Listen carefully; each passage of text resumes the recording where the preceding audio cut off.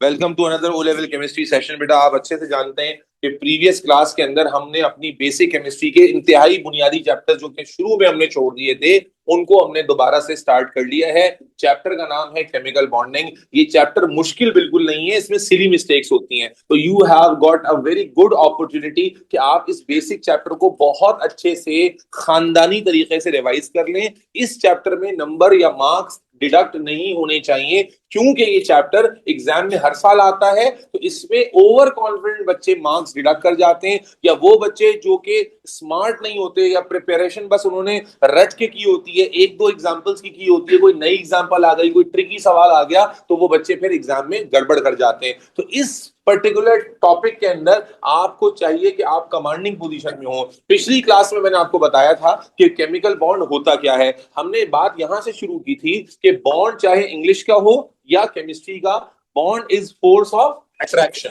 Bond क्या होता है? फोर्स ऑफ अट्रैक्शन होती है जो एटम्स के दरमियान इस तरह पैदा होती है कि या तो वो उसको बाइंड कर देती है बच्चों, या सुनो, या बाइंड करने की कोशिश करती है। यहां पर हमने दो कैटेगरीज आपके सामने रख दी थी, इफ यू रिमेंबर, कि force of attraction which bind or tend to bind atoms together in a molecule or a compound. या तो वो फोर्स ऑफ अट्रैक्शन एटम्स को आपस में बाइंड कर देती है या करने की कोशिश करती है। इसी बेसिस पर हमने कितने टाइप के बॉन्ड्स बना लिए थे? टू टाइप्स के बॉन्ड, प्राइमरी और सेकेंडरी। प्राइमरी बॉन्ड्स वो होते हैं जो इतनी प्राइमरी फोर्सेस हैं, इतनी बेसिक फोर्सेस हैं, इतनी स्ट्रॉन्ग फोर्सेस हैं, इतनी स्ट्रॉन्ग फोर्सेस हैं कि वो एटम्स को जब एक साथ बाइंड करती हैं तो वो इतने क्लोजली बाइंड होते हैं कि वो अलग आइडेंटिटीज लूज कर देते हैं। दे बिकम्स, क्या कहते हैं, दो जिस्म एक जान, दे बिकम सिंगल यूनिट, और उनकी प्रॉपर्टीज अब इंटायरली क्या हो जाती हैं? चेंज हो जाती हैं। ऐसे प्राइमरी बॉन्ड्स जो हैं वो आयोनिक, कोवेलेंट, डेटिव और मेटालिक, चार तरह के बॉन्ड्स हैं जिनको हम प्राइमरी कैटेगरी में रखते हैं। जबकि इनके अलावा जितने भी टाइप की फोर्सेस हैं वो सब सेकेंडरी बॉन्ड्स में आती हैं, जिनमें से आपके सिलेबस ओ लेवल्स में हम वेंडरवॉल फोर्सेस या इंटरमॉलिक्यूलर फोर्सेस जैसे नाम बार बार ले रहे होते हैं। फिर हमने सवाल आपके सामने रखा था कि why do atoms form bond, atoms bond बनाते क्यों हैं? तो इसका एक तो कन्वेंशनल जवाब था जो मैंने आपको दिया था कि एटम्स अकेले क्या होते हैं? अनस्टेबल होते हैं, और they form bond to gain stability. और फिर यहां तक आने के बाद फिर मैंने आपको एक्चुअल कहानी सुनाई थी जो एनर्जी का इक्विलिब्रियम है न्यूक्लियस और इलेक्ट्रॉन के दरमियान, वो बैलेंस होना चाहिए, जिसको आमतौर पर हम देखते हैं कि जब 8 इलेक्ट्रॉन्स पूरे होते हैं, ये याद है ना, आपको बता कर गया था मैं कि 8 इलेक्ट्रॉन पूरा करना is not the ultimate objective. आमतौर पर ज्यादातर एग्जांपल्स में हम देखते हैं कि जब वैलेंस शेल में 8 इलेक्ट्रॉन्स आ जाते हैं तो वो एनर्जी का बैलेंस भी अचीव हो जाता है। This is what we studied. लेकिन ये बात मैं आपको बता चुका कि 8 इलेक्ट्रॉन पूरा करना is not the purpose. Purpose is to gain stability. भाई बोल रहे हो ऑनलाइन वाले बच्चों, पार्टिसिपेट क्यों नहीं कर रहे हो? Purpose is to gain stability. अब चाहे वो 8 इलेक्ट्रॉन पर आए या 8 इलेक्ट्रॉन के बगैर आए, स्टेबिलिटी मिल रही होगी तो बॉन्ड बन जाएगा। फिर हमने कहा था कि अब हमने मल्टीपल टाइप के बॉन्ड्स पढ़ने हैं, जिसमें सबसे पहले हमने आयोनिक बॉन्ड से बात शुरू की। आयोनिक बॉन्ड क्या होता है ये मैंने पहले नहीं बताया। पहले मैंने आपको कॉन्फ़िगरेशंस याद दिलाई, और कॉन्फ़िगरेशंस के थ्रू फिर मैंने आपको ग्रुप्स याद दिलाए कि कॉन्फ़िगरेशन के थ्रू आप कैसे बताते हैं कि कौन सा एलिमेंट कौन से ग्रुप में बिलोंग कर रहा होता है। और फिर मैंने आपके सामने फर्स्ट एग्जांपल रखी किसकी? NaCl की। और इसी तरह से एग्जामिनर कोई भी एग्जांपल रख सकता है। आज भी हम मल्टीपल एग्जांपल्स की प्रैक्टिस करेंगे और आगे चलेंगे। तो बेटा जब भी कोई एग्जांपल आएगी, आपको नहीं पता कि कौन सी बॉन्डिंग होने वाली है, लेकिन आपने उसको एनालाइज कैसे करना है कि जो भी एलिमेंट्स उसमें मौजूद हैं उनको आपने अलग अलग लिख लिया, सोडियम को अलग लिख लिया, क्लोरीन को अलग, उनकी कॉन्फ़िगरेशन की, एंड कॉन्फ़िगरेशन करने के बाद आपको अंदाजा हो जाएगा कि क्या यहां पर इलेक्ट्रॉन लॉस और गेन करने से बैलेंसी पूरी हो रही है या नहीं हो रही, क्या दोनों की रिक्वायरमेंट्स पूरी हो रही है या नहीं हुई। फॉर एग्जांपल हमने यहां देखा कि लास्ट शेल में कितने इलेक्ट्रॉन थे बेटा? Only one. और यहां लास्ट शेल में कितने इलेक्ट्रॉन थे? 7। इसको मजीद एक, इसको 7 और चाहिए थे to get the to the 8, and इसको बस एक और चाहिए था। तो हमने क्या देखा? That sodium has lost 1 electron to chlorine. Chlorine ने गेन किया, उसके पास 8 इलेक्ट्रॉन्स हो गए थे। सोडियम ने लूज किया तो उसका ये वाला शेल खत्म हो गया, इसका वैलेंस शेल ये वाला बन गया, और इसमें भी 8 इलेक्ट्रॉन्स हो गए थे। और दोनों, क्योंकि सोडियम ने इलेक्ट्रॉन लूज किया था तो सोडियम के ऊपर कैसा चार्ज आ गया था? बोलो भाई, गूंगे बन गए। प्लस नेगेटिव चार्ज लूज किया था तो कैसा चार्ज आ गया था? पॉजिटिव बेटा। और उसके बाद इसने नेगेटिव गेन किया था तो उसके ऊपर कैसा चार्ज आ गया था? नेगेटिव ही चार्ज आ गया था। और फिर मैंने आपको बताया था कि मेरे बच्चे ये जो पॉजिटिव और नेगेटिव बना, जिसको हम क्या कहते हैं? आइन। जब एटम पर चार्ज आ जाए तो वो क्या कहलाता है? आयन। तो मेरे बच्चे ये जो ऑपोजिटली चार्ज आयन्स थे, इनके दरमियान जो अट्रैक्शन थी, electrostatic force of attraction, coulomb force of attraction between these oppositely charge ion, इसी को हमने क्या कहा था? Ionic bond. और फिर हमने एक और तरीके से भी डिफाइन किया था कि ये वो केमिकल बॉन्ड है जो कब बनता है? जब इलेक्ट्रॉन का लेन देन हो। एक एटम इलेक्ट्रॉन दे दे, दूसरा उसे ले ले, एक एटम बेच दे, दूसरा खरीद ले। तो ये वाला कंसेप्ट हमने पढ़ा था। फिर मैंने आपको सिलसिला शुरू किया था डायग्राम्स का, और यही वो पार्ट है जो 4 मार्क के लिए एग्जाम में हर साल आता है। थ्योरी के किसी पेपर में मुझे याद नहीं आता कि ये नहीं आया। या तो आयोनिक की डायग्राम या कोवेलेंट की डायग्राम लाजमी आती है थ्योरी में। आयोनिक कंपाउंड्स या कोवेलेंट कंपाउंड में से किसी एक की डायग्राम लाजमी आती है। और आयोनिक की डायग्राम जब आती है तो यूजुअली 4 मार्क की आती है, और कोवेलेंट की जब डायग्राम आती है तो 2 या 3 मार्क की आती है, क्योंकि आयोनिक में थोड़ी सी वर्किंग ज्यादा करनी होती है, इसलिए आयोनिक की डायग्राम यूजुअली 4 मार्क तक की आ जाती है। तो मैंने आपको समझाया था कैसे करना है, और आज मैं मल्टीपल एग्जांपल्स आपको और प्रैक्टिस कराऊंगा टू मेक श्योर कि everybody in the class should clearly understand कि करना क्या होता है। तो बेटा वही किया था मैंने कि जो NaCl लिखा हुआ आया तो आपने NaCl को अलग किया, खुद से डिसाइड किया कि क्या होगा, and then you were suppose to draw the diagram. और कैसे ड्रॉ किया? सोडियम में कितने शेल्स बनाए? सोडियम आयन में 2 शेल्स। तो देखो दरमियान में ये न्यूक्लियस है, ये शेल नहीं है। दरमियान में ये न्यूक्लियस है, then we have the first shell and then we have the second shell. First shell में हमने 2 इलेक्ट्रॉन्स रखने थे, सेकंड शेल में हमने 8 इलेक्ट्रॉन्स रखने थे। इसी तरह से हमने डॉट और क्रॉस की सिलेक्ट कर ली थी। और फिर मैंने आपको बताया था कि ion should always be put in a bracket and charge bracket के बाहर लगेगा। एक एग्जांपल मैंने आपके सामने ये कर ली थी। उसके बाद एक और एग्जांपल मैंने आपके सामने की थी कैल्शियम ऑक्साइड की। इफ यू रिमेंबर, कैल्शियम की कॉन्फ़िगरेशन आ रही थी 288। इसके लास्ट शेल में कितने इलेक्ट्रॉन नजर आ रहे हैं? 2। और जबकि ऑक्सीजन के आखिरी शेल में कितने इलेक्ट्रॉन थे बेटा? 6। तो अब दोनों चाह रहे थे कि उनके आखिरी शेल में कितने इलेक्ट्रॉन हो जाए?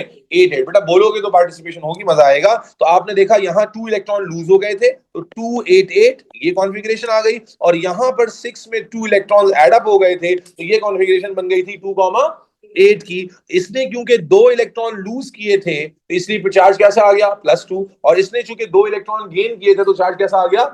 और इन्हीं ऑपोजिटली चार्ज आइंस के दरमियान जो अट्रैक्शन होगी क्या कहलाएगी? क्या कहलाएगी? Ionic bond. यही इलेक्ट्रोस्टैटिक अट्रैक्शन क्या कहलाएगी? आयोनिक बॉन्ड कहलाएगी। अब इसी से रिलेटेड डायग्राम आपके सामने बनाई हुई थी, लेकिन इससे पहले कि मैं आगे बढ़ूं रीजन आपके सामने लिख देता हूं। बेटा देखो, एक आयोनिक बॉन्ड बना, उम्मीद है कि आप जवाब दे पाओगे। कंपेयर, सवाल रीजनिंग से, क्योंकि मैंने बताया था इस चैप्टर में रीजनिंग काफी आती है। Compare relative strength of ionic bond in NaCl and CaO, जो मैंने लास्ट क्लास में 2 एग्जांपल्स कराई थी। इस तरह की कोई भी एग्जांपल आ सकती है। अब एग्जामिनर सवाल कह रहा है कि भाई NaCl और CaO में आयोनिक बॉन्ड की स्ट्रेंथ को कंपेयर कर लें, कोई मुश्किल ही नहीं है। भाई NaCl में Na पे कैसा चार्ज था? +1। एंड Cl पे कैसा चार्ज आया था? -1। और अभी कैल्शियम ऑक्साइड में आपने क्या देखा? Ca पे कैसा चार्ज है? +2। और O पे कैसा चार्ज है? -2। तो बेटा आपने अभी तो कहा कि what is ionic bond? It is the electrostatic attraction. तो बेटा electrostatic attraction between oppositely charge ions, तो ये अट्रैक्शन कहां ज्यादा होगी? +1 -1 में, +2 -2 में? जहां पर it is the attraction between charges, it is the attraction between oppositely charge ions. तो जहां पर चार्ज ज्यादा होगा वहां पर अट्रैक्शन भी ज्यादा होगी। तो बेटा दोनों में से कौन सा आयोनिक बॉन्ड मजबूत होगा एवरीबॉडी? अगर हमें कंपेयर करना हो तो इन दोनों में से कौन सा ज्यादा स्ट्रांग होगा बेटा? Obviously calcium oxide. रीजन सबको रट्टा मारने की जरूरत नहीं है भाई। आपने क्या कहा था? It is the electrostatic force of attraction. बोलो बेटा, बिटवीन ऑपोजिटली चार्ज आइंस। इसका मतलब मैग्नीट्यूड ऑफ चार्ज जितना ज्यादा होगा उतना इलेक्ट्रोस्टैटिक फोर्स ऑफ अट्रैक्शन भी क्या होगी? स्ट्रॉन्गर होगी। और इसीलिए आयोनिक कंपाउंड या आयोनिक बॉन्ड वो उतना ज्यादा स्ट्रॉन्गर होगा। तो मेरे बच्चे let me right the answer for everybody, ताकि एक मॉडल आंसर बन जाए। CaO have a stronger ionic bond as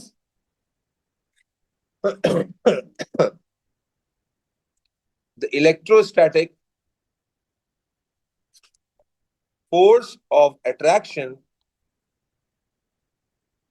between किसके दरमियान? Calcium positive and O-2 is stronger due to higher magnitude of charge. ये 2 नंबर का रीजन आ गया। एक नंबर ये बताने का कि किसका आयोनिक बॉन्ड स्ट्रांग होगा, दूसरा नंबर ये बताने का कि क्यों होगा। बेटा ये कोई रट्टा मारने वाली बात तो नहीं थी एवरीबॉडी। आपको मैंने पिछली क्लास में जो 2 एग्जांपल्स कराई थी उसी से रिलेटेड मैंने पहले एक रीजन आज आपको कराना चाहा। और ये कहीं पर भी आ सकता है, एमसीक्यू में भी आ सकता है कि भाई which is the correct order of strength. तो आपने क्या देखना होगा, चार्जेस, कि किसमें चार्ज कम है किसमें चार्ज स्ट्रॉन्गर है। अभी मैं मल्टीपल एग्जांपल्स कराता हूं फिर आपसे मजीद पूछूंगा। तो बेटा हमने जो लास्ट क्लास में 2 एग्जांपल्स की थी, एक NaCl, तो NaCl में कितना चार्ज था, जिन्होंने लास्ट क्लास अटेंड नहीं भी की थी वो भी देख सकते हैं। NaCl में +1 -1 के दरमियान फोर्स है, जबकि CaO में +2 -2 के दरमियान फोर्स है। तो डेफिनेटली जो मैग्नीट्यूड ऑफ चार्जेस है, मैग्नीट्यूड ऑफ चार्जेस वो CaO में ज्यादा है। That is why electrostatic attraction भी CaO में ज्यादा होगी, स्ट्रॉन्गर होगी। Is this clear? आए बेटा कुछ मजीद एग्जांपल्स करेंगे। बेटा तेज काम करना है, मैं रुकूंगा नहीं। मेरी स्पीड से मैच कर सकोगे तो ठीक है, नहीं तो अल्लाह अल्लाह खैर से अल्लाह। बेटा मैंने कहा मैं रुकूंगा नहीं, क्योंकि मैं भी तो हाथ से ही लिख रहा हूं, मैं कौन सा बोल रहा हूं ऑटोमेटिकली टाइप हो रहा है। ठीक है बेटा, अब आ जाए कुछ और एग्जाम्पल चलते हैं, और एग्जाम्पल्स की बात करते हैं। बेटा वो एंड में बताऊंगा युवराज। मेरे बच्चे एक और एग्जांपल लेते हैं, MgCl2। ओके, सर ने क्या बताया था बेटा, how to analyse the example, बोलते जाओ बेटा। जो मैंने बताया था, मुझे पार्टिसिपेशन चाहिए आपकी। क्या करना था, कैसे एग्जांपल एनालाइज करनी है, कोई भी एग्जांपल आ जाएगी कि जो भी कंपाउंड में एलिमेंट्स हैं उनको आपने क्या कर लेना है बेटा, सेपरेट करके लिख लेना है। तो मैग्नीशियम 12 आपने अलग लिख लिया, और क्लोरीन कितने बेटा, 2 क्लोरीन हैं, तो दोनों क्लोरीन को आपने अलग अलग लिख लेना है। ठीक है, दोनों बार अलग अलग लिखा, क्यों लिखा बेटा एवरीबॉडी, एक मैग्नीशियम था और 2 क्या थे, क्लोरीन थे। तो आपने दोनों को अलग अलग लिख के करोगे तो कंफ्यूजन बिल्कुल भी नहीं होगी। अब 12 की कॉन्फ़िगरेशन क्या बनेगी बेटा, बोलते जाओ, 282। क्योंकि मैं एक बहुत बेसिक चैप्टर पढ़ा रहा हूं तो इसलिए मैं कोशिश करूंगा कि मैं तेज जाऊं। I need, you need to match the speed. अब क्लोरीन की कॉन्फ़िगरेशन क्या होगी, 287। अब आपको क्या नजर आ रहा है रिदम, कि here the chlorine need only 1 electron, each chlorine need only 1 electron to complete the octet. However, magnesium has got 2 electrons, जिसका magnesium कोई काम नहीं कर सकता। तो क्या सिचुएशन होगी, कोई बता सकता है? Magnesium is going to lose both of these 2 electrons। एक इलेक्ट्रॉन कौन गेन करेगा, एक क्लोरीन, या यस और नो, और दूसरा कौन गेन करेगा, दूसरा क्लोरीन। तो मैग्नीशियम लूज कितने करेगा, 2, लेकिन क्लोरीन गेन कितने करेगा, एक। ये भूलना नहीं, मैग्नीशियम ने लूज कितने किए, 2, और क्लोरीन ने कितना गेन किया, एक। 2 क्लोरीन ने 2 गेन किए ना, तो इससे चार्ज में गड़बड़ हो जाती है अदरवाइज। तो बेटा मैग्नीशियम ने जब 2 इलेक्ट्रॉन लूज कर दिए तो उस पर कैसा चार्ज आ जाएगा, Mg2+ का, और कॉन्फ़िगरेशन क्या हो जाएगी, 2,8। और क्लोरीन ने एक गेन किया तो उस पर कितना चार्ज आ जाएगा बेटा, -1 का, और कॉन्फ़िगरेशन क्या हो जाएगी, 2,8,8, 2,8,8। इज दिस क्लियर एवरीबॉडी, ये कॉन्फ़िगरेशंस क्लियर है एवरीबॉडी? ओके, बेहतरीन हो गया, बेहतरीन हो गया। अब बेटा डायग्राम देख लेते हैं जल्दी से। डायग्राम किसकी बनानी होती है, मैंने कई दफा बताया है कि आपको डायग्राम किसकी बनानी होती है बेटा, ये आयोनिक वाले की बनानी होती है। तो बेटा सबसे पहले जो मेजर गलती बच्चे करते हैं, क्या भूल जाते हैं, सेंटर में क्या बनाना होता है, न्यूक्लियस बनाना होता है। सेंटर में न्यूक्लियस है। अब मैग्नीशियम के अराउंड कितने शेल्स बनेंगे बेटा, बोलो बेटा, कायनात जन्नत, क्या नाम था तुम्हारा, जन्नत, जन्नत, कितने शेल बनेंगे, मैग्नीशियम के अराउंड कितने शेल्स बनेंगे, 2 शेल्स बनेंगे। और क्लोराइड के अराउंड कितने शेल बनेंगे, 3 शेल्स बनेंगे। तो साइज किसका बड़ा होगा,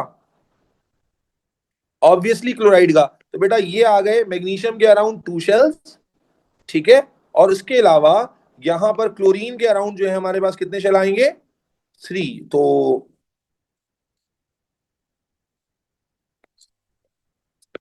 क्लोरीन के अराउंड जब आप शेल्स बनाएंगे तो एक शेल आपके पास और ज्यादा आएगा। ठीक है जी, और इसको थोड़ा सा करेक्ट कर लेते हैं।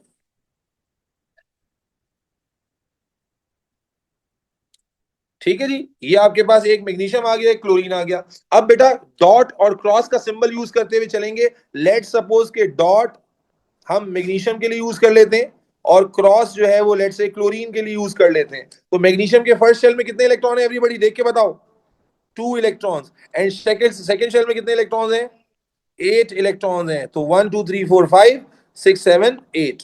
ये आपके पास मैग्नीशियम आ गया। क्लोरीन के फर्स्ट शेल में कितने इलेक्ट्रॉन हैं? क्विकली क्विकली, 2 इलेक्ट्रॉन्स हैं। फिर सेकेंड शेल में कितने हैं बेटा? 8 इलेक्ट्रॉन्स हैं। और फिर थर्ड शेल में कितने हैं? अब 8 हो गए। पहले कितने थे? 7 थे। तो अब 8 हो गए, जिसमें 8 इलेक्ट्रॉन कहां से आया है? 8 इलेक्ट्रॉन कहां से आया है? मैग्नीशियम से। तो इसलिए मैग्नीशियम से जो इलेक्ट्रॉन आया है उसे आप क्रॉस के सिंबल से नहीं बनाओगे। किसके सिंबल से बनाओगे बेटा? डॉट के सिंबल से बनाओगे। और फिर सर ने क्या बताया था कि दोनों आइंस को किसमें करोगे? ब्रैकेट में करोगे। और ब्रैकेट के बाहर क्या लगाओगे? चार्ज लगाओगे। यस और नो? अब एक और चीज भी यहां करनी है, और वो क्या करनी है बेटा? कि आपको मालूम है कि क्लोरीन तो आपने बनाया, लेकिन क्लोरीन कितने थे? 2 थे। तो आपने इसके लिए ×2 ऐसे लिख देना है साइड में। भाई ये दो बार नहीं ड्रॉ करना। क्लोरीन आपने जो ड्रॉ किया, ड्रॉ बस आपने एक ही बार करना है, ठीक है? लेकिन आपने इसको लिए 2 × लिख देना है। यहां पर आपने चार्ज -1 लगा देना है, और यहां पर चार्ज +2 लगा देना है। Is this clear? Is this clear everybody?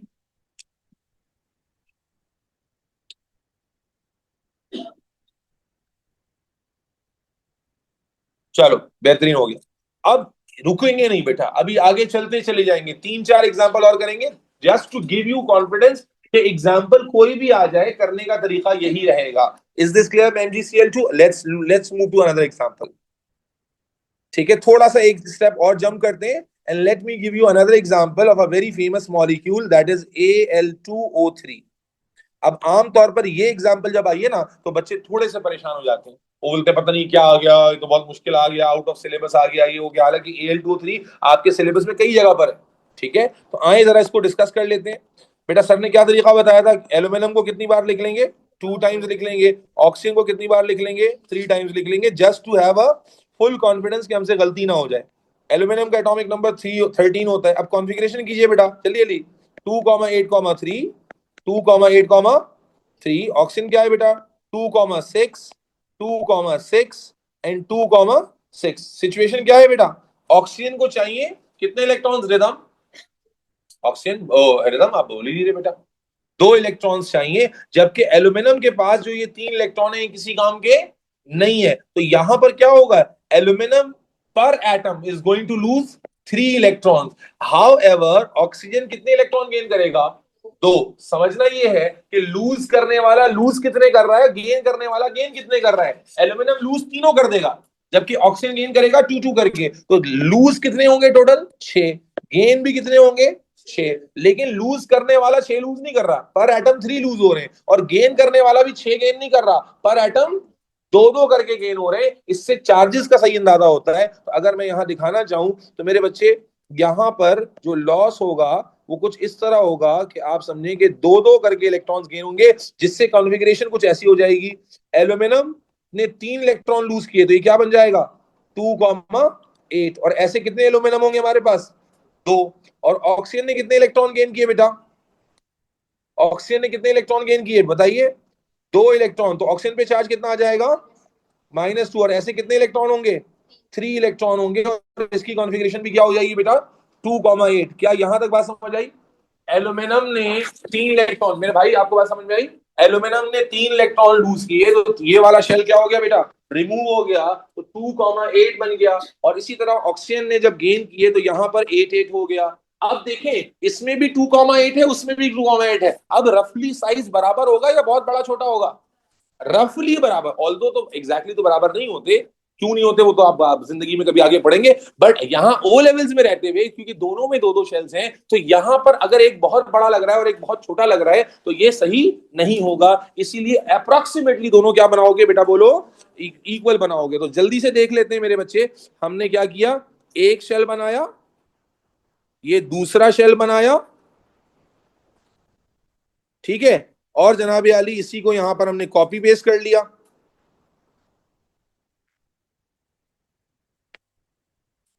इसके सेंटर में, अच्छा, न्यूक्लियस दिखाने का एक तरीका ये भी है कि बस आप सिंपली सिंबल लिख दें कि ये Al है और ये क्या है? O है। वो Al है और क्या है? O। अब मेरे बच्चे, एल्यूमिनियम के पास लास्ट शेल में कितने इलेक्ट्रॉन है? 8। सॉरी, फर्स्ट शेल में कितने इलेक्ट्रॉन है?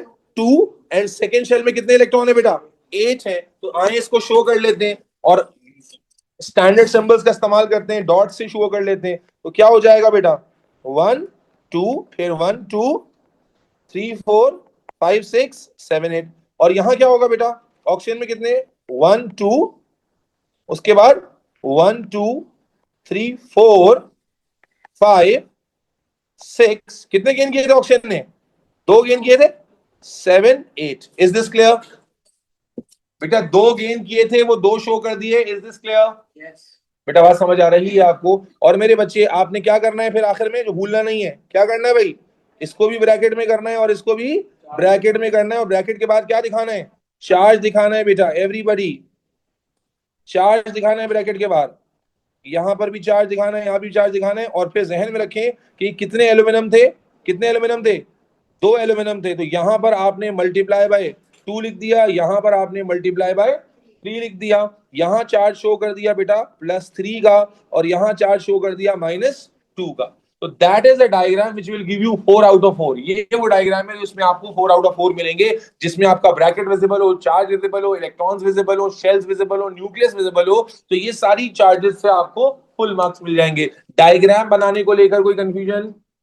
क्या कहा हमने, what is ionic bond? It is the bond which is form by complete लेन देन ऑफ इलेक्ट्रॉन। एक एटम इलेक्ट्रॉन लूज करता है, दूसरा एटम इलेक्ट्रॉन गेन कर लेता है। लूज करने वाले का भी ऑक्टेट पूरा हो जाता है, गेन करने वाले का भी ऑक्टेट पूरा हो जाता है।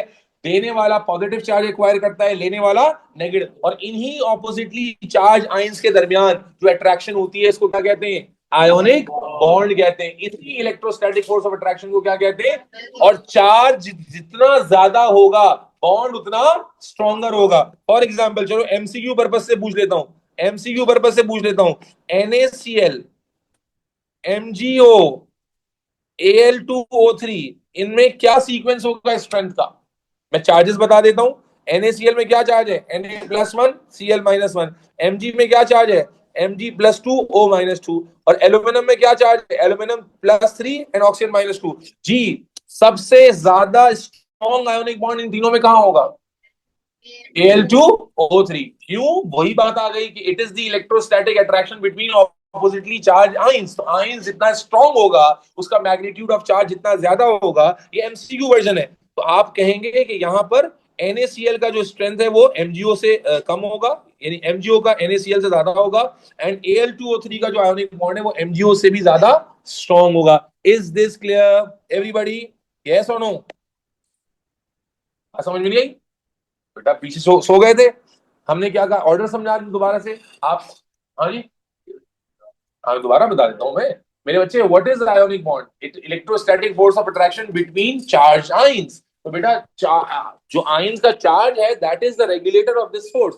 अब यहां पर चार्ज है NaCl में, जो हमने पीछे बनाया एग्जांपल में, Na पे +1, यहाँ -1। जबकि एल्यूमिनियम ऑक्साइड में Al पे +3 आया था, ऑक्सीजन पे -2 आया था। तो मैग्नीट्यूड ऑफ चार्ज कहाँ ज्यादा है, यहाँ पर ज्यादा है। उसके बाद उस पर कम है, उसके बाद और कम है। तो जितना चार्ज का मैग्नीट्यूड ज्यादा होगा, उतनी इलेक्ट्रोस्टैटिक अट्रैक्शन भी स्ट्रॉन्गर पैदा होगी। तो इसीलिए Al2O3 में जो आयोनिक बॉन्ड होगा, वो इन तीनों में सबसे स्ट्रॉन्गर होगा।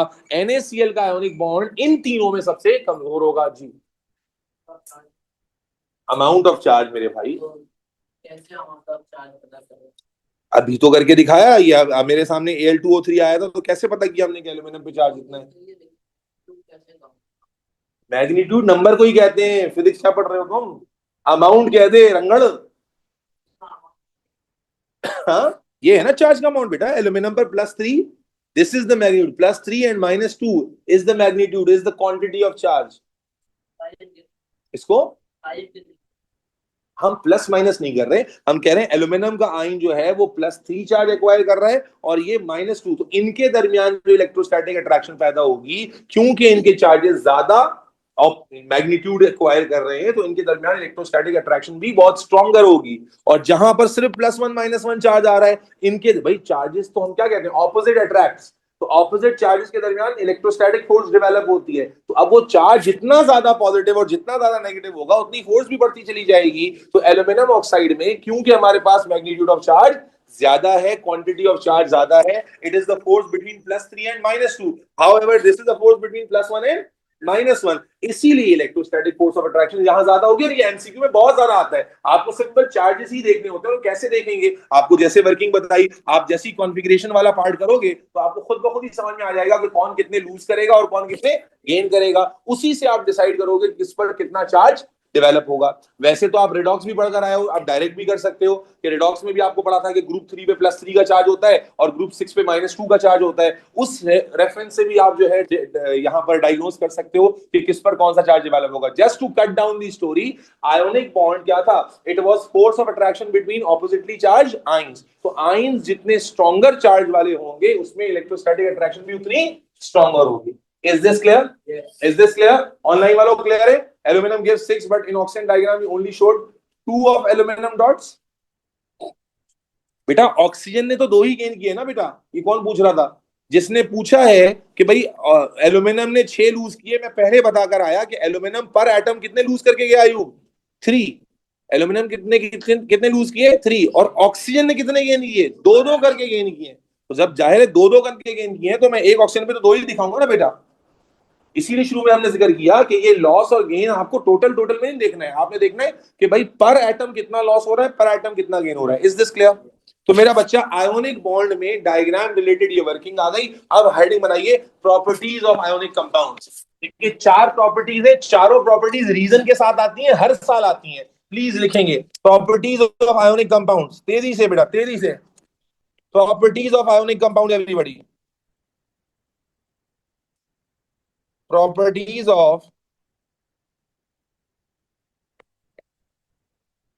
Ionic compounds. बेटा 4 प्रॉपर्टीज हैं, चारों रीजंस के साथ आती हैं। इसलिए मैं उम्मीद करता हूं कि चारों की प्रॉपर्टीज आप समझेंगे और रीजन भी समझेंगे। प्रॉपर्टी नंबर, पहले मैं प्रॉपर्टी लिखता हूं फिर साथ में रीजन समझाएंगे, ठीक है? पहले आ गई प्रॉपर्टी नंबर 1 एवरीबॉडी। ये साथ साथ याद करना है बेटा। Property number 1, all ionic compounds are crystalline solids. All ionic compounds are, बोलो बेटा, crystalline solid। ये पहली प्रॉपर्टी है। इस प्रॉपर्टी को लिख ले, फिर मैं आपको इसके साथ इसको डिस्कस करता हूं and then you will write ये रीजन क्या है। एग्जामिनर यूजुअली प्रॉपर्टी लिख के दे देता है, ठीक है, और आपसे उसकी एक्सप्लेनेशन पूछ लेता है, ठीक है। ऐसा कम होता है कि प्रॉपर्टी पूछी जाए, ठीक है, लेकिन हो भी सकता है। कहता है all ionic compounds are crystalline solids. देखो इसमें 2 बातें समझनी है। नंबर 1 क्रिस्टलाइन, नंबर 2 सॉलिड्स, ठीक है। कि नंबर 1 सॉलिड क्यों है, नंबर 2 क्रिस्टलाइन क्या होता है। तो पहले पहले हिस्से को समझ लेते हैं कि सॉलिड क्यों है। बेटा आयोनिक कंपाउंड क्या है, कब बनता है? जब इलेक्ट्रोस्टैटिक फोर्स डेवलप होती है किसके दरमियान बेटा? ऑपोजिटली चार्ज आयंस के दरमियान। आपको क्या लग रहा है बेटा, ये इलेक्ट्रोस्टैटिक फोर्स ऑफ अट्रैक्शन ये कोई स्ट्रॉन्ग फोर्स होगी या वीक फोर्स होगी? स्ट्रॉन्ग फोर्स है। चार्जेस के दरमियान जो फोर्स पैदा होती है, फिजिक्स आपको पढ़ाती है कि बहुत स्ट्रॉन्ग फोर्सेस होती हैं। तो मेरे बच्चे, आप सॉलिड स्टेट कब अज्यूम करते हैं? स्टेट्स ऑफ मैटर आप पढ़कर आ रहे हैं, जब पार्टिकल्स लूजली पैक्ड हो या टाइटली पैक्ड हो। पार्टिकल्स टाइटली पैक्ड हो, और टाइटली पैक करने के लिए जो फोर्स ऑफ अट्रैक्शन होनी चाहिए, लॉजिकली सोचिए, ज्यादा केमिस्ट्री वाला दिमाग ना लगाएं, कि पार्टिकल्स को टाइटली पैक करने के लिए जो फोर्स ऑफ अट्रैक्शन होनी चाहिए वो स्ट्रॉन्ग होनी चाहिए या वीक होनी चाहिए? तो बेटा इलेक्ट्रोस्टैटिक फोर्स ऑफ अट्रैक्शन जो आयोनिक कंपाउंड्स में होती है वो एक बहुत ही स्ट्रॉन्ग फोर्स होती है, जो ऑपोजिटली चार्ज आयंस को लूजली नहीं बल्कि बहुत टाइटली पैक करती है, जिसकी वजह से वो सॉलिड स्टेट में आते हैं। नंबर 1, तो सॉलिड स्टेट का होना उसकी टाइट पैकिंग है। सॉलिड स्टेट का होना क्या है? टाइट पैकिंग का नतीजा। और टाइट पैकिंग क्यों है? क्योंकि जो इलेक्ट्रोस्टैटिक फोर्स ऑफ अट्रैक्शन है वो एक वीक नहीं बल्कि एक बहुत ही स्ट्रॉन्ग फोर्स है, जो आयंस को पकड़कर जकड़कर टाइटली पैक करती है। अब सवाल ये है कि सर ये क्रिस्टलाइन सॉलिड का क्या मतलब है? देखो अब थोड़ी सी मैं एडिशनल इंफॉर्मेशन देता हूं कि सॉलिड 2 तरह का होता है, एक होता है क्रिस्टलाइन और एक होता है एमॉर्फस। आसान लफ्जों में मैं इसकी एग्जांपल समझाने के लिए हमेशा एक एग्जांपल देता हूं कि एक वार्डरोब, एक अलमारी होती है लड़कों की और एक अलमारी होती है लड़कियों की। आमतौर पे, वैसे तो आजकल लड़कियां भी ऐसी फतगोबड़ी आ गई हैं, लेकिन चलो एक आम परसेप्शन पे चलते हैं। लड़कों की जब लड़कियों की अलमारी आमतौर पर देखी जाती है तो उसमें उनके पार्टी वेयर्स अलग लटक रहे होते हैं, डेली वेयर्स अलग लटक रहे हैं, नाइट सूट्स अलग लटक रहे हैं, अलग से फोल्ड हो के तरीके से हर चीज ऑर्गेनाइज नजर आती है। और लड़कों की अलमारी में कपड़े बस ऐसे ठुसे हुए होते हैं कि ये एक चैलेंज होता है कि अपनी मर्जी की शर्ट निकालकर बगैर कपड़े गिराए अलमारी बंद कैसे करनी है। ये एक चैलेंज है। तो दोनों ही एग्जाम्पल्स में हम देखते हैं कि कपड़े ठूसे गए हैं, भर भर के रखे गए हैं। या इस क्लास के अंदर बात कर लें, कहीं पर भी बात कर लें कि पार्टिकल्स की अरेंजमेंट की दो पॉसिबिलिटीज हैं। एक तरीका क्या है कि इस क्लास में मैं बच्चों को बस ठूस दूं, भर दूं, भीड़ की तरह। जैसे आप देखें, एक जगह पर खड्डा हो गया, रश लगा हुआ है, भीड़ लगी हुई है, लूट मार केक बट रहा है, जैसे हमारे पीपल्स पार्टी के जलसों में होता है, या क्या नाम है, किसी और सियासी जमात के जलसे में होता है कि सियासी जमात के जलसे में पकड़ पकड़ के सबको एक बिरयानी की लालच में ले आते हैं, और फिर जब वो बिरयानी बंटना शुरू होती है तो क्या कुत्ते बिल्ली लड़ते होंगे इस तरह के एक बिरयानी और केक पर फड्डे हो रहे होते हैं। तो एक है वो वाली भीड़, और एक है आर्मी की बटालियन जो वॉक कर रही है एक आर्मी की बटालियन जो परेड कर रही है, उसमें भी एक बड़ा क्राउड है, लेकिन सारे अलाइन है तरीके से, पूरे ऑर्गेनाइज तरीके से। तो दोनों के अंदर हमें क्राउडेड तो नजर आ रहा है, लेकिन एक में हमें कोई अरेंजमेंट नजर नहीं आ रही, और एक में हमें नजर आ रही है बाकायदा अरेंजमेंट। समझ आ रही है? तो इसी तरह बेटा समझिए, जब पार्टिकल्स टाइटली पैक्ड हो लेकिन वो बस एक दूसरे के साथ ठुस जाएं, कोई रेगुलर अरेंजमेंट ना हो, तो बेटा उससे जो सॉलिड बनता है ना, उसे हम कहते हैं एमॉर्फस सॉलिड। यानी एक ऐसा सॉलिड जिसमें particles are tightly packed but they are not packed in any particular arrangement. जबकि अगर पार्टिकल्स टाइटली पैक्ड हों एक रेगुलर, बोलो बेटा, अरेंजमेंट के अंदर, एक रेगुलर अरेंजमेंट के अंदर, तो उससे जो अरेंज स्ट्रक्चर बनता है ना, इसी को हम क्रिस्टलाइन स्ट्रक्चर कहते हैं, अरेंज फॉर्म ऑफ पैटर्न। तो मेरे बच्चे, आयोनिक कंपाउंड्स में ऐसा नहीं होता कि आइंस बस एक दूसरे के साथ ठुस जाएंगे, बल्कि ions are tightly packed in a regular three dimensional arrangement.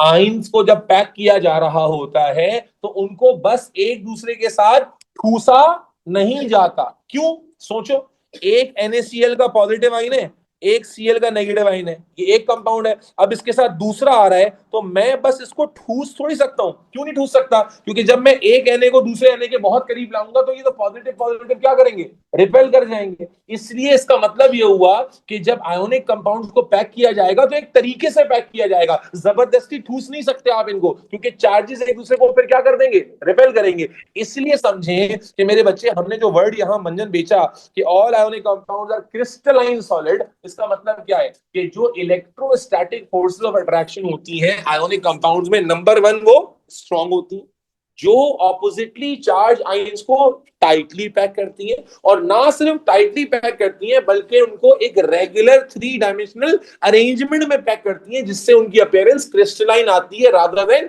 Amorphous. Rather than amorphous arrangement कैसी बनती है, क्रिस्टलाइन। जब रेगुलर अरेंजमेंट होती है तो ऐसे सॉलिड को हम क्रिस्टलाइन सॉलिड कहते हैं, और जब कोई रेगुलर अरेंजमेंट नहीं होती तो ऐसे सॉलिड को हम क्या कहते हैं, एमॉर्फस सॉलिड कहते हैं। तो क्रिस्टलाइन अरेंजमेंट, आपने नमक नहीं देखा, नमक में आपको क्रिस्टलाइन अरेंजमेंट मिलती है। अब क्रिस्टलाइन अरेंजमेंट का कैसे पता चलता है कि क्योंकि रेगुलर अरेंजमेंट होगी ना, तो जब लाइट उस पर पड़ेगी तो रिफ्लेक्ट होगी, लाइट उस पर पड़ेगी तो रेगुलर एंगल पे क्या होगी, रिफ्लेक्ट। जब कहीं पर रेगुलर अरेंजमेंट हो तो लाइट उस पर पड़कर प्रॉपर्ली रिफ्लेक्ट होती है, और कोई अरेंजमेंट ना हो तो लाइट क्या हो जाती है, डिस्पर्स हो जाती है। बात समझ रहे नहीं समझ रहे? कि पहली प्रॉपर्टी का रीजन है, रीजन तो दो नंबर का है, लेकिन समझाने के लिए थोड़ी एनर्जी डाल रहा हूं कि बेटा आपको एक्सप्लेन करने ये दो words, crystalline solid.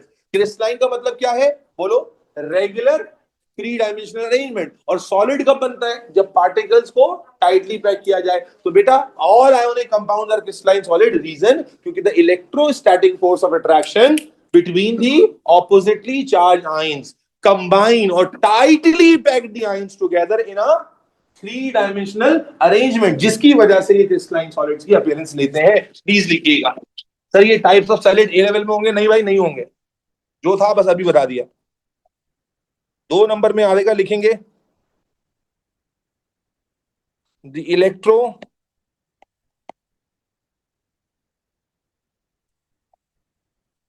static forces of attraction bind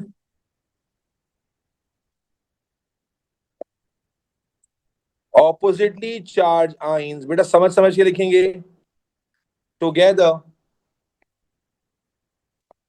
आपस में बातें कौन कर रहा है, इन अ रेगुलर 3 डायमेंशनल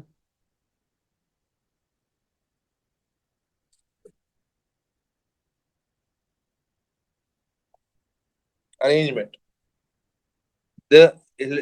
अच्छा इसको ऐसे कर लें, the strong electrostatic force, the strong electrostatic forces of attraction binds oppositely charged ions together in a regular 3 dimensional arrangement. You have just written the explanation of crystalline solid. Why are they crystalline solid? Because the strong electrostatic force of attraction binds these ions together tightly in a regular arrangement, which gives them crystalline arrangement. Is this clear?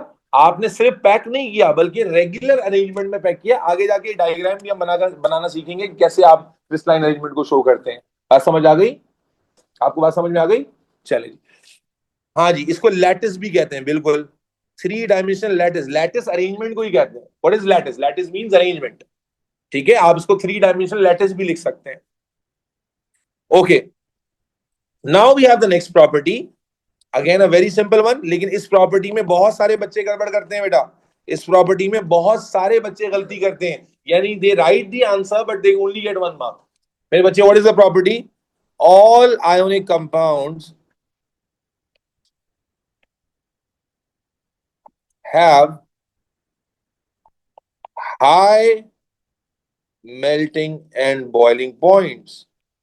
Second property क्या आती है कि बेटा तमाम ionic compounds के जो melting और boiling points होते हैं ये हाई होते हैं। अब इसका जवाब तो शायद आपको पहले से ही समझ में आ रहा होगा, लेकिन लिखने में हम क्या गलती करते हैं जिसकी वजह से मार्क्स कट जाते हैं वो बताता हूं आपको मैं। बेटा क्या लगता है आपको? अभी आइडिया मिल गया कि जो आयोनिक बॉन्ड की फोर्स है, जो इलेक्ट्रोस्टैटिक फोर्सेस हैं, ये स्ट्रॉन्ग है या वीक है? बोले स्ट्रॉन्ग फोर्सेस हैं। अभी हमने ये समझ लिया कि जो इलेक्ट्रोस्टैटिक फोर्सेस ऑफ अट्रैक्शन है ये स्ट्रॉन्ग फोर्सेस ऑफ अट्रैक्शन है, और अगर ये फोर्सेस स्ट्रॉन्ग है तो जब मैं आयोनिक कंपाउंड को मेल्ट करने जाऊंगा, मैं आयोनिक कंपाउंड को बॉईल करने के लिए जाऊंगा, तो ये फोर्सेस आसानी से ब्रेक डाउन नहीं होंगी। It will require large amount of energy. भाई फोर्सेस मजबूत है तो तोड़ने के लिए ज्यादा एनर्जी लगेगी। अब क्योंकि ज्यादा एनर्जी लग रही है इसीलिए हम कहेंगे मेल्टिंग पॉइंट क्या है? ज्यादा। अब गलती क्या होती है? गलती ये होती है कि जब बच्चे से पूछा जाता है कि आयोनिक कंपाउंड का, या जैसे NaCl है, आपके घर में जो नमक होता है, मैं पहले भी कहीं जिक्र कर चुका हूं कि घर में आप चीनी को तो पिघला सकते हैं। अक्सर आपने ट्राई किया होगा कैरामल शैरामल बनाने के लिए कि घर में आप चीनी को तो मेल्ट कर लेते हो क्योंकि चीनी आयोनिक कंपाउंड नहीं होता, लेकिन जरा कभी घर में नमक को तो मेल्ट करके ट्राई करना। नमक मेल्ट नहीं होगा। क्यों नहीं होगा? क्योंकि आपके घर में जो किचन यूटेंसिल्स आप यूज करते हैं, तवा है या जो भी फ्राइंग पैन है, उसका मैक्सिमम जो मेल्टिंग पॉइंट है वो 350 से 400, 350 टू 400 डिग्री सेल्सियस के दरमियान होता है, जबकि नमक मेल्ट होता है 801 डिग्री पे। तो आप अपने घर के किसी बर्तन में नमक को मेल्ट कर ही नहीं सकते। उसके लिए फिर आपको मिट्टी का बर्तन चाहिए होगा, भट्टी चाहिए होगी, और जिसमें इतनी हाई हीट आ रही हो जो यहां तक टेम्परेचर लेके जाए। क्यों? तो आप देखिए नमक में तो NaCl में तो एक पॉजिटिव एक नेगेटिव है, तब 800 डिग्री का टेम्परेचर लग रहा है। तो आप सोचे आयोनिक कंपाउंड्स के मेल्टिंग पॉइंट कहां होंगे? तो अब बच्चे गलती क्या करते हैं समझे? बच्चे गलती ये करते हैं कि जब इनसे पूछा जाता है कि आयोनिक कंपाउंड्स का मेल्टिंग पॉइंट हाई क्यों है, तो वो क्या जवाब लिख देते हैं? Because they are binded by strong electrostatic forces of attraction. That's correct कि आयोनिक कंपाउंड में स्ट्रॉन्ग इलेक्ट्रोस्टैटिक फोर्सेस होती हैं, ये करेक्ट है। लेकिन आपने सेंटेंस का दूसरा हिस्सा नहीं लिखा कि क्योंकि स्ट्रॉन्ग इलेक्ट्रोस्टैटिक फोर्सेस हैं जिनको ब्रेक करने के लिए हमें ज्यादा एनर्जी देनी पड़ेगी। तो आप बच्चा क्या करता है कि 2 नंबर की जब एक्सप्लेनेशन आती है कि भाई मेल्टिंग पॉइंट हाई क्यों है, तो बस वो एक जुमला लिखकर अपने, ऐसा लगता है कि उसने एग्जामिनर पर, उसके बाप पर, उसके खानदान पर एहसान किया है। वो क्या लिख देगा जब वो पूछेगा why NaCl have high melting point, तो आप कुछ बच्चे ऐसे होते हैं लिखते हैं ड्यू टू आयोनिक बॉन्ड, कुछ बच्चे लिखते हैं कि जनाब due to strong force of attraction. ठीक है जी, भाई स्ट्रॉन्ग फोर्स ऑफ अट्रैक्शन का वर्ड तो ऊपर भी आ रहा था, तो आपको आंसर को एंड पॉइंट पे लाके देना था कि स्ट्रॉन्ग इलेक्ट्रोस्टैटिक अट्रैक्शंस हैं जिनको हम जब ब्रेक करने के लिए जाएंगे तो बहुत ज्यादा एनर्जी लगेगी, इसलिए मेल्टिंग पॉइंट ज्यादा है। Is this clear? तो इसीलिए बहुत ज्यादा बच्चा ओवर कॉन्फिडेंस में गलती करता है कि वो उसको पता होता है लेकिन लिखने में गलत कर जाता है। बात समझ आ गई? तो इसलिए बेटा इसका जवाब लिखेंगे, लंबी नहीं करनी है बेटा, 2 वर्ड्स हैं, आपको लंबी थोड़ी करनी है। आपको 2 नंबर लेने तो उसके लिए पूरी बात बतानी पड़ेगी कि स्ट्रॉन्ग फोर्सेस है जिनको ब्रेक करने के लिए ज्यादा एनर्जी। बोलो, तो मैं चैट पढ़ने में इंटरेस्ट है, खाली बेगैरत आदमी तुमसे पूछ रहा हूं तो बोल ही नहीं रहा, उधर से देख रहा है। चलो लिखो।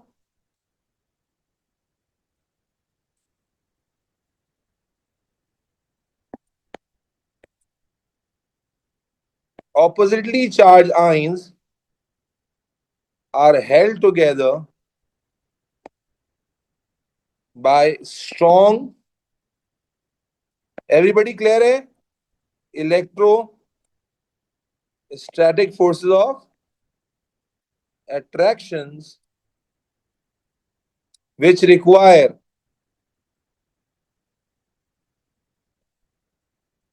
high value of energy to break। 2 2 number है, सॉलिड मार्क्स हैं, इसको तो लूज करना ही गधापन है, खच्चरपन की अलामत है।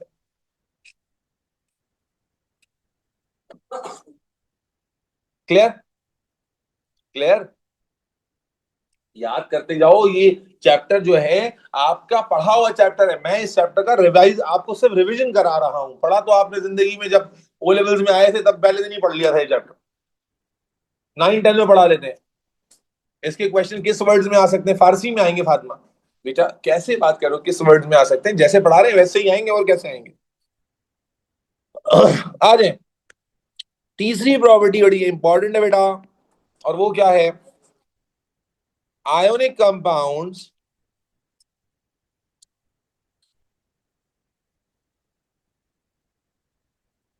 आर जनरली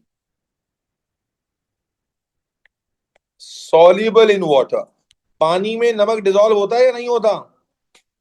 हो जाता है, पक्का? ठीक है जी। तो बेटा पानी के अंदर नमक डिसॉल्व या आयोनिक कंपाउंड्स आमतौर पर पानी में डिसॉल्व हो जाते हैं। अब इसका सवाल पूछेगा। अच्छा अब देखो, ये जो सॉल्युबिलिटी वाला पार्ट है ना बेटा, ये आपके सिलेबस में कई दफा आएगा, ऑर्गेनिक में भी आएगा और भी जगह पर आएगा। तो ये मैं वंस फॉर ऑल आपको समझा देता हूँ। आइंदा जब आएगा तो मैं आपसे कहूंगा, देखो बेटा मैंने बताया था ना, याद है ना? 4 बच्चों ने कहा यस, मैं बस आगे बढ़ जाऊंगा। सॉल्युबिलिटी का कंसेप्ट जरा एक बार हमेशा के लिए समझ लें कि सॉल्युबिलिटी का कंसेप्ट क्या है। ठीक है? इंटरमोलिक्यूलर बेटा उमैमा एक जनरल वर्ड है। इलेक्ट्रोस्टैटिक इज अ फोर्स जो इंटरमोलिक्यूलर तो मैं कहीं भी बोल सकता हूं, बट जहां चार्जेस आएंगे वहां पर मैं इलेक्ट्रोस्टैटिक बोल सकता हूं, हर जगह नहीं बोल सकता। Electrostatic force is a specific term which is only applied to the force of attraction between charges. Intermolecular forces तो एक जनरल वर्ड है बेटा, वो तो कहीं पर भी बोला जा सकता है। अच्छा जी, अब बेटा जरा समझिएगा कि सॉल्युबिलिटी का कंसेप्ट क्या होता है। जरा एक डायग्राम से समझ लेते हैं, फिर बाद में मिटा दूंगा डायग्राम। ठीक है? अगर कोई चाहे तो अपने लिए बना ले।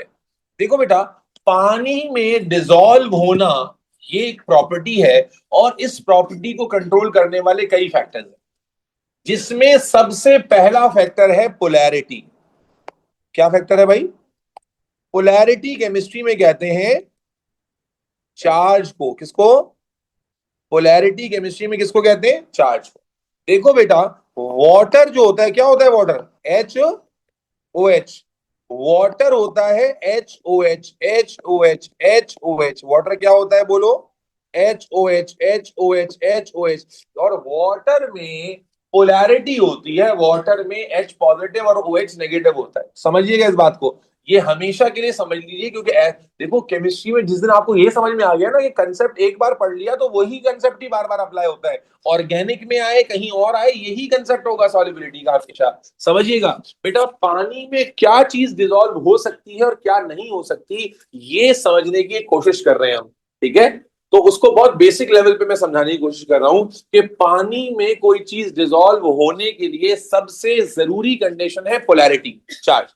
क्यों? क्योंकि पानी खुद एक चार्ज मॉलिक्यूल है, पानी खुद एक पोलर मॉलिक्यूल है। पानी के पास H पॉजिटिव और OH नेगेटिव चार्ज होता है। पानी खुद पोलैरिटी रखने वाला मॉलिक्यूल है। तो बेटा जब मैं इसके अंदर लेट से मैं पेट्रोल डालूं, पेट्रोल होता है C8H18, अब पेट्रोल के मॉलिक्यूल में कोई चार्ज नहीं होता, डीजल के मॉलिक्यूल में कोई चार्ज नहीं होता, ये नॉन पोलर मॉलिक्यूल होते हैं, विदाउट पोलैरिटी होते हैं। ऑयल में कोई चार्ज नहीं होता, तो जब मैं इसे पानी में डालता हूं तो पानी का मॉलिक्यूल इसे अट्रैक्ट ही नहीं कर पाता, कोई इसकी तरफ अट्रैक्शन शो नहीं कर पाता। तो हम क्या देखते हैं कि पेट्रोल या डीजल पानी के साथ डिसॉल्व नहीं होता, क्योंकि उसमें कोई चार्ज नहीं है। लेकिन उसी जगह पर जब मैं इसमें NaCl डालूंगा जिसमें Na पॉजिटिव और Cl नेगेटिव चार्ज है, तो पानी में जो H पॉजिटिव और OH नेगेटिव हैं वो रेडिली इसकी तरफ क्या होंगे,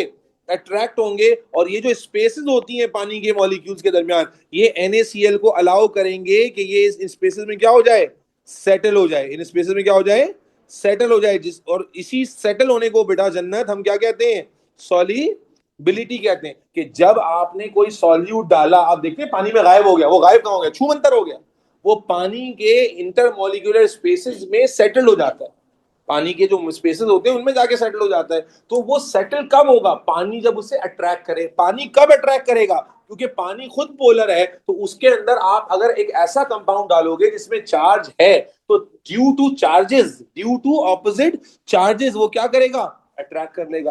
पेट्रोल के मॉलिक्यूल में क्योंकि चार्ज, बोलो बेटा, नहीं है, डीजल में चार्ज नहीं है, ऑयल में चार्ज नहीं है, तो जब हम इन्हें पानी में डालते हैं तो पानी का मॉलिक्यूल इन्हें अट्रैक्ट, बोलो बेटा, नहीं कर पाता। जब नहीं कर पाता तो पानी में डिसॉल्व नहीं होते। लेकिन उसके मुकाबले में जब हम एक नमक जो आयोनिक कंपाउंड है उसे पानी में डालते हैं, तो अभी आपने पढ़ा आयोनिक कंपाउंड में क्या होते हैं बेटा, चार्जेस होते हैं, और पानी के पास भी क्या है, चार्जेस हैं। तो ड्यू टू ऑपोजिट चार्जेस पानी का H क्या करता है, इसके OH को, पानी का H इसके Na को, और पानी का OH इसके पानी का H इसके Cl को, और पानी का OH इसके Na को अपनी तरफ अट्रैक्ट करेगा, and it will allow these molecules to settle in between the spaces. इसी को क्या कहते हैं, सॉलिबिलिटी कहते हैं। अब बच्ची ने किसी ने कहा शुगर पानी में डिसॉल्व हो जाता है, तो भाई इट इज ऑब्वियस, जो चीज पानी में डिसॉल्व हो रही है इसका मतलब है वो पोलर है, दिस इज अंडरस्टूड।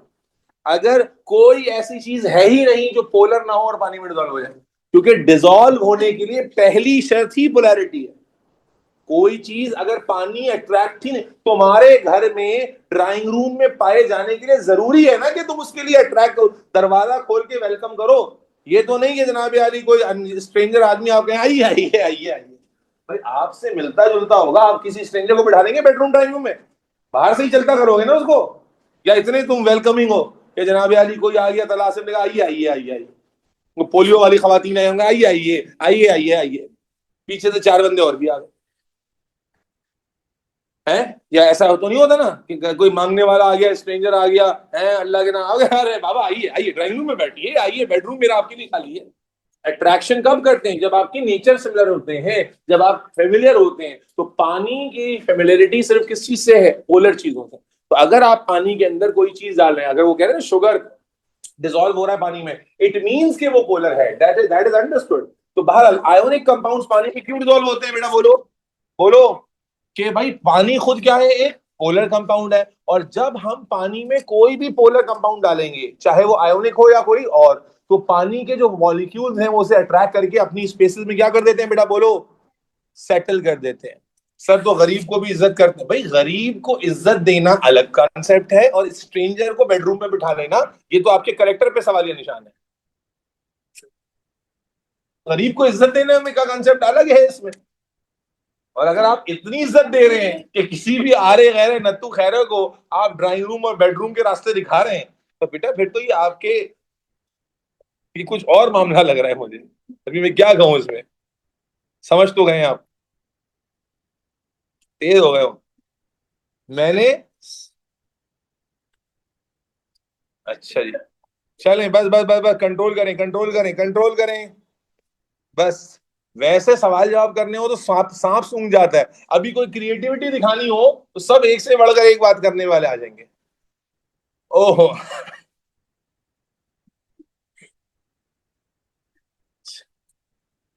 अच्छा वैसे मैंने देखी है। अच्छा जी, तो आयोनिक कंपाउंड्स पानी में, सॉरी, क्यों डिसॉल्व हो जाते हैं बेटा, बोलो। पानी एक पोलर कंपाउंड है, और आयोनिक कंपाउंड में भी क्या होती है, पोलैरिटी होती है, जिसकी वजह से पानी इसे आसानी से अट्रैक्ट करके अपने स्पेसेस में क्या कर देता है, बोलो बेटा, सेटल कर देता है। चलें लिखेंगे,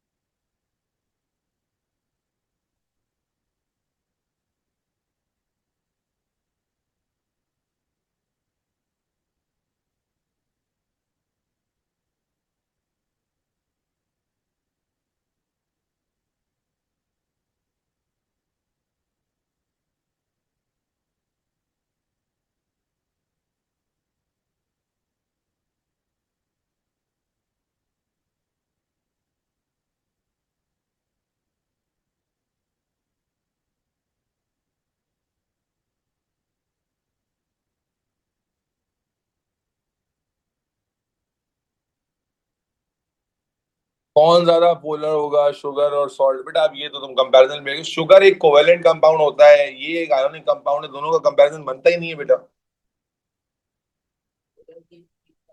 कंपाउंड कंपैरिजन होता है तो एक जैसी चीजों में।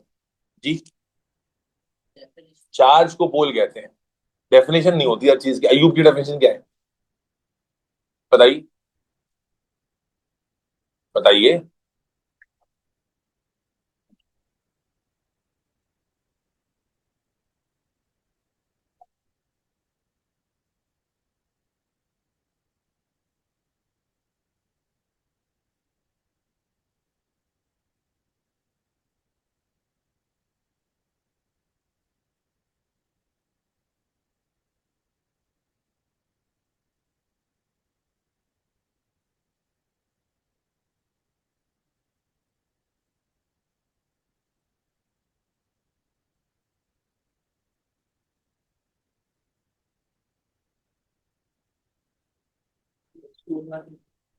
हाँ।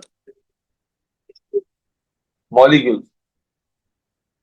सर ये बात पे अयूब की, अयूब बस हर जगह आ जाता है। अयूब की डेफिनेशन, मीनिंग, मीनिंग तो पूछा नहीं ना बेटा, डेफिनेशन पूछी ना हमने। मीनिंग तो मैं भी बता रहा हूँ, पोलैरिटी का मतलब क्या है? चार्ज। अयूब का मतलब क्या है? Leach, leach, Leach.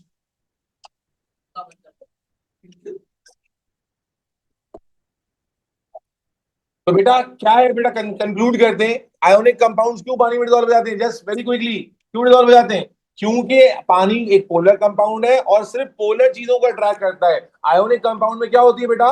पोलैरिटी होती है, चार्जेस होते हैं, तो पानी उसे रेडिली, बोलो यार, अट्रैक्ट करके अपने स्पेसेस में क्या कर देता है? सेटल डाउन करा देता है। Is this clear? Fatima Masood, Hunain एजी, जुबैर हनी।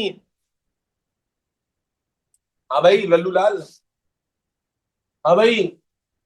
क्या नाम है छोटू मियाँ? अब्दुलरहमान। नाम तुमने अब्दुलरहमान रखा हुआ है, तुम साइज में इतने छोटे से नन्हे मुन्ने से बच्चे हो। खर्च में खाया पिया करो। आखिरी प्रॉपर्टी आ जाएगी बेटा, आखिरी प्रॉपर्टी।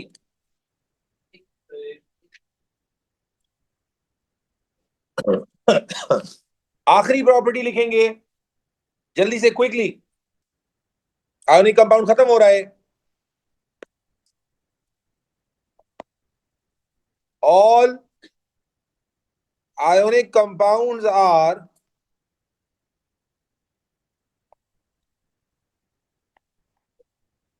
इलेक्ट्रोलाइट्स। जी बेटा।